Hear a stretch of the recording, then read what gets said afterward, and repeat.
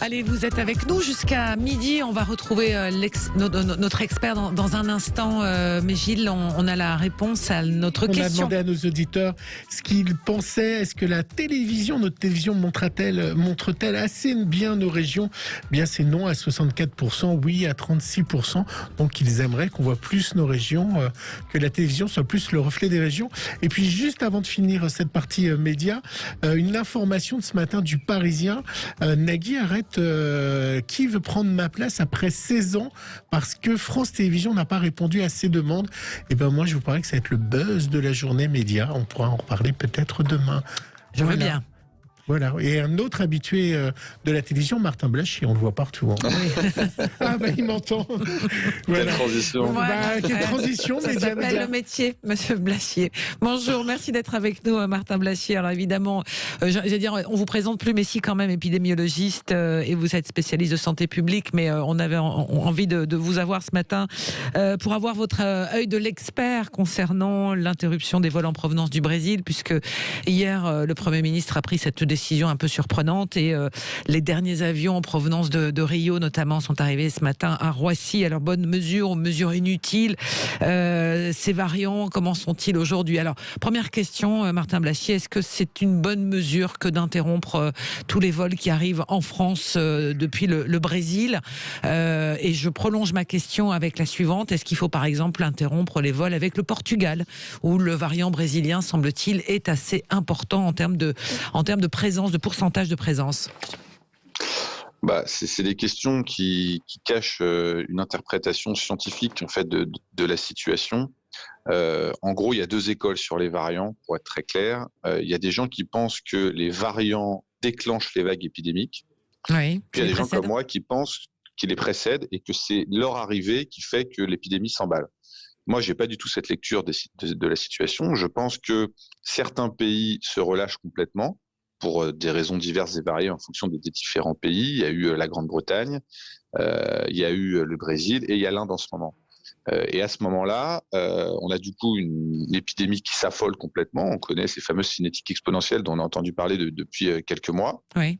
Et de cette cinétique exponentielle émerge un variant qui est finalement celui qui profite le plus de cette envolée épidémique et qui, à chaque fois, on prête tout ce qui se passe dans le pays. Donc, c'est-à-dire que c'est à cause du variant qu'il y a eu l'envolée épidémique. Et puis, comme les envolées épidémiques commencent dans la population jeune et qu'en général, on les voit pas parce que c'est une population jeune qui se teste pas, on a effectivement au départ des patients jeunes qui arrivent en réanimation. Et donc, on dit ce variant est beaucoup plus grave, il tue beaucoup plus. Et donc, il y a une espèce de panique comme ça qui s'empare de la population.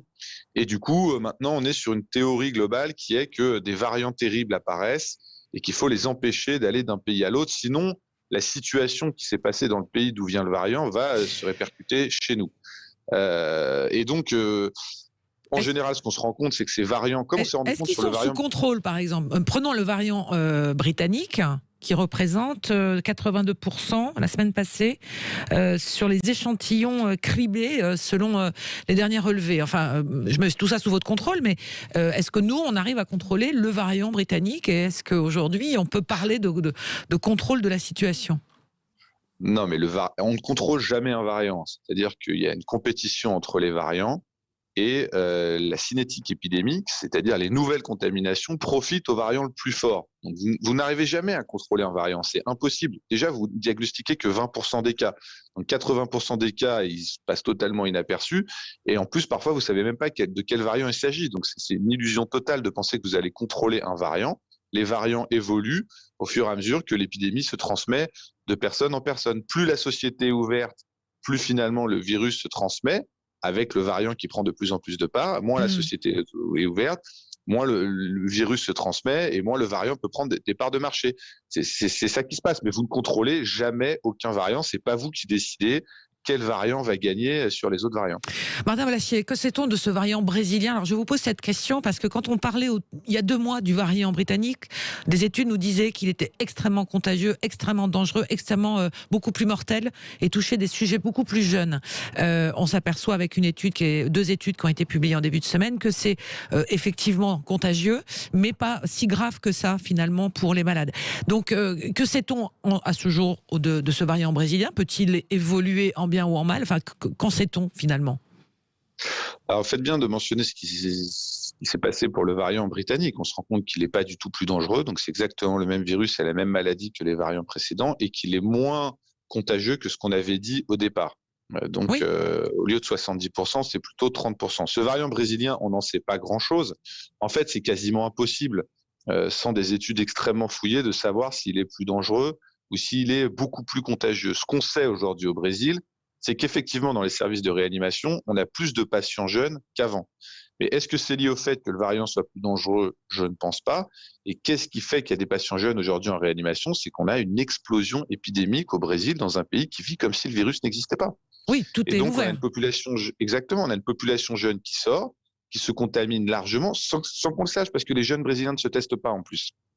Et on a quelques jeunes qui finissent en service de réanimation, avec soit des jeunes qui ont des facteurs de comorbidité. Et là aussi, il faut faire attention, parce que la santé des jeunes brésiliens n'est pas forcément la santé des jeunes européens. Et ça peut jouer, c'est pas forcément le même terrain. Et puis, on a soit des jeunes qui ont des comorbidités, soit des jeunes qui ont des prédispositions génétiques, mais qui ne sont que quelques jeunes parmi des millions de jeunes qui sont infectés au Brésil. Donc, c'est sans doute ça qui se passe.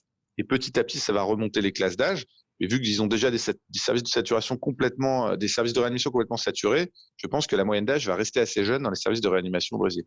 Est-ce que, donc on comprend votre scepticisme concernant la mesure de fermeture, enfin de suspension des vols en provenance du Brésil, parce qu'après tout, on peut arriver du Brésil en passant par d'autres pays finalement. Il faudrait tout Ça fermer. aussi, oui. Hein, c'est un peu Alors, ça. exactement, exactement. En fait, si on voulait aller sur la thématique des frontières, en gros, ça voudrait dire fermer les frontières pendant 1 an et demi.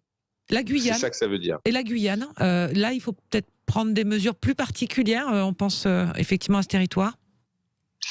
Oui, alors visiblement, en Guyane, il y a rien de dramatique qui se passe. De même qu'au Portugal, il n'y a rien de dramatique qui se passe. C'est Ce qui montre 20% de bien que... cas de Oui, variants brésiliens, c'est ce qu'on dit. Hein. Oui, mais exactement, c'est 20% de cas de variants brésiliens sans qu'on ne note une quelconque dégradation particulière de la situation épidémique, ce qui prouve bien que la situation épidémique ne dépend pas du variant, Ouais. elle dépend des mesures qui sont prises sur le sol. Donc, juste, je reviens sur cette histoire de fermeture des frontières parce que c'est un débat qui va continuer et qui a déjà eu lieu.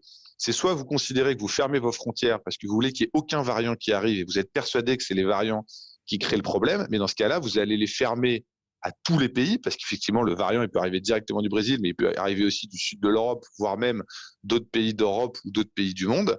Et donc, vous dites, on reste avec notre écologie virale et on ne veut pas en bouger. Et en fait, on ferme, mais jusqu'à la fin de l'épidémie, c'est-à-dire sans doute ça peut être pendant plusieurs années.